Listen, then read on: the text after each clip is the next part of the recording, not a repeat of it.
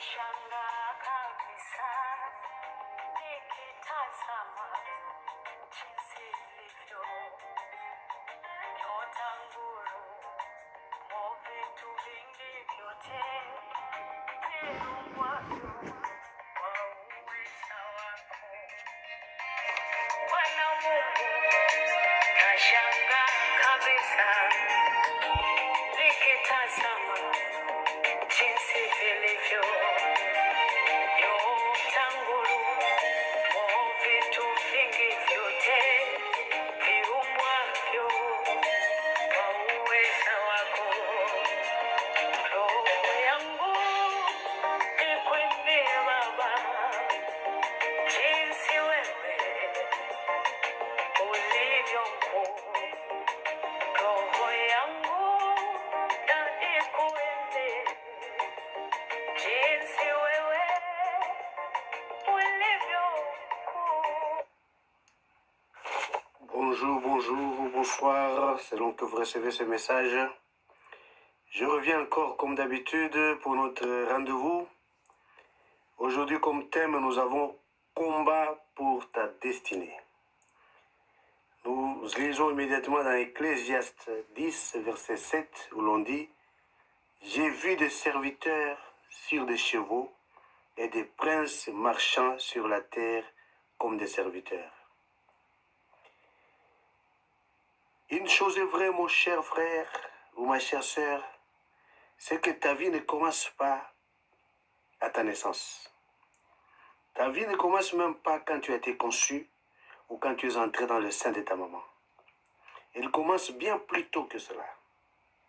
Dans Ephésiens 1, 3 jusqu'à 4, on nous dit que nous étions en Dieu avant la fondation du monde. Et Jérémie 1, verset 5, il dit « Avant que tu ne sois formé dans le ventre de ta maman, je te connaissais. Et avant que tu ne sortes, je t'avais déjà établi prophète des nations. » C'est-à-dire, Dieu nous connaît bien avant la conception, il nous connaît bien avant la naissance, et il nous a établis prophètes des nations. C'est-à-dire, nous existons avant la conception, avant la naissance, et Dieu nous donne un agenda quelconque à réaliser sur terre.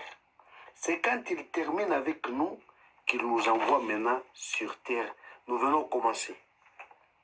C'est pourquoi on dit qu'il connaît la fin avant le commencement. Logiquement, nous sommes censés venir faire ou exécuter sur terre ce qui a été planifié dans l'éternité où nous étions en Dieu.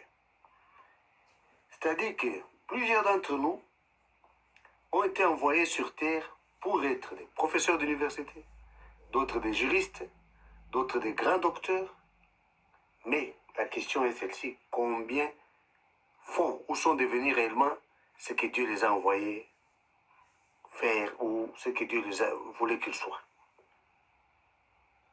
Dans le livre de Lamentations 4, verset 1, nous lisons « Comment l'or est-il devenu obscur?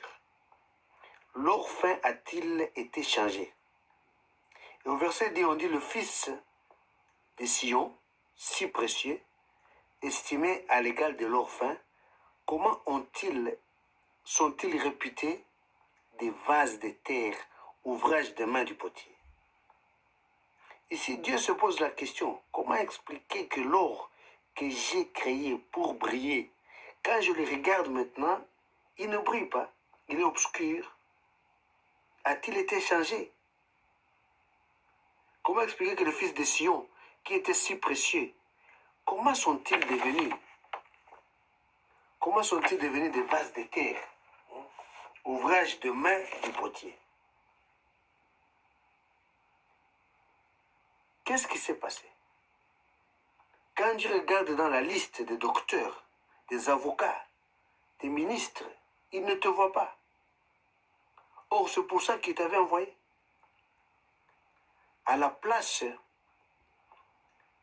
quand ils te regardent, bien, il te retrouve dans un coin perdu de la capitale, dans un petit bar où tu es en train de boire, de fumer, tu es devenu un alcoolique.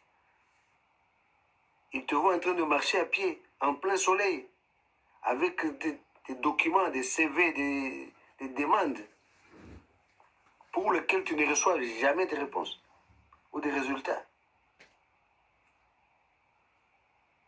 Il t'avait envoyé pour être une maman des enfants. Aujourd'hui, tu es devenue une prostituée. Pourquoi tout ceci?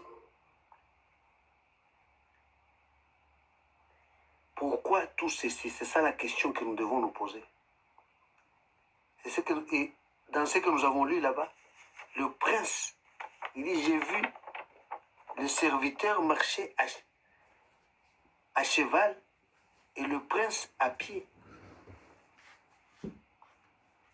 Comment ça s'est passé pour que le prince qui devrait être à cheval se retrouve à pied et le serviteur se retrouve à cheval? Qui a fait ce shift? Qui a fait ce renversement de rôle? Qu'est-ce qui s'est passé? C'est ça la grande question. Mais c'est ça la réalité. Beaucoup d'entre nous étaient des princes qui devraient être à cheval. Maintenant, ils se trouvent à pied. Et des serviteurs qui devaient être à pied sont assis sur leurs chevaux. Quelqu'un est assis sur ton cheval. Quelqu'un est assis là où tu devrais t'asseoir. Et toi, tu as pris sa place, tu marches à pied. Qu'est-ce qui s'est passé? Qui a fait ce shift? Dans le livre de 1 Roi 3, 16 à 27, c'est une longue histoire que vous connaissez tous. Comment une maman, voyant que son enfant était mort, elle a profité du sommeil de l'autre pour changer l'enfant de sa camarade. Ce qui m'intéresse, c'est le verset 20. Ici, on dit, il s'éleva au milieu de la nuit et prit mon fils d'à côté de moi pendant que ta servante dormait. La même chose dans Matthieu 13, 24, c'est une longue histoire aussi, c'est une parabole que Jésus avait donnée. Un homme avait semé de la bonne semence dans son champ. Mais une nuit, pendant qu'il dormait, un ennemi de cet homme vint et sema de la mauvaise herbe et s'en alla. Dans ces deux histoires, nous entendons deux personnes qui ont été maltraitées, à qui on a fait du mal, mais leur point commun, c'est qu'ils étaient dans le sommeil. Pendant que ta servante dormait, on a changé l'enfant.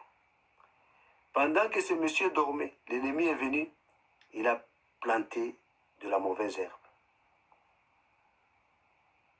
Donc, mes chers amis, le problème, c'est le sommeil. Je vais vous annoncer que très souvent, nous sommes victimes de notre sommeil. Ici, je vais dire sommeil spirituel. Nous sommes dans un état de sommeil. Nous ne savons pas ce qui se passe autour de nous. Ou pendant cette distraction, ou pendant ce sommeil, le méchant vient, il vole nos étoiles, il change notre destinée, il s'assoit sur notre cheval, il change toute notre vie en général.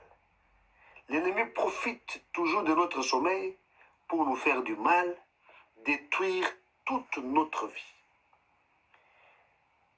Tout ceci était censé, toi qui étais censé posséder des supermarchés, aujourd'hui, tu es une sentinelle ou tu es un client dans ce même supermarché. Or, ce supermarché était supposé devrait t'appartenir. Mais aujourd'hui, tu fais la sentinelle, ou c'est toi qui laves,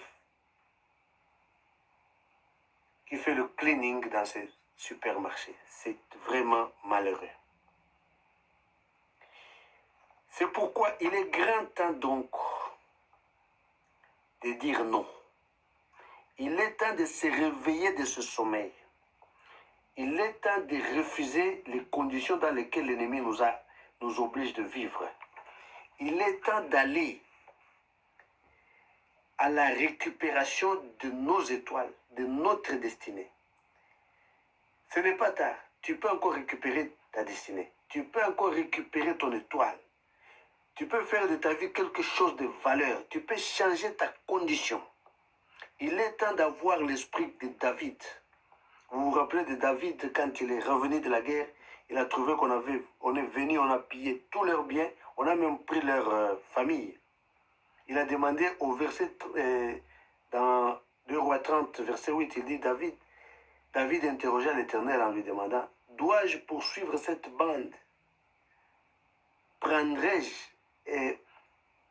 Dois-je poursuivre cette bande?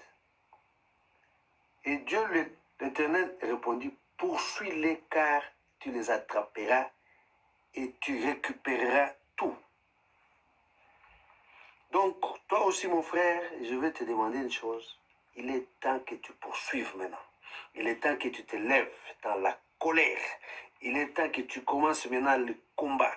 Que tu puisses aller pour récupérer tes biens, récupérer ton étoile, récupérer ta destinée. Trop, c'est trop. Tu as longtemps souffert. Tu es longtemps resté dans cette situation. Il faut que tu te lèves. Il faut que tu quittes ce sommeil. Tu dois donc prier comme tu ne l'as jamais fait. Tu dois travailler sérieusement. Tu dois te lever. Aller récupérer. C'est le moment de récupérer. De reprendre ton étoile. De reprendre ta destinée. Tu dois faire une prière qui ne s'arrête pas jusqu'à ce que tu trouves la réponse, jusqu'à ce que tu récupères ta destinée, jusqu'à ce que tu rentres dans ta destinée. Parce que ta destinée était merveilleuse, mais l'ennemi l'a changée pendant que tu dormais. Que Dieu te bénisse.